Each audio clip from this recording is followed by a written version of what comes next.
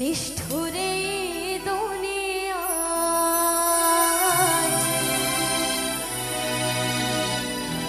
আপন আপন ভাবো যারে, সে তো তোমার আপন নয়।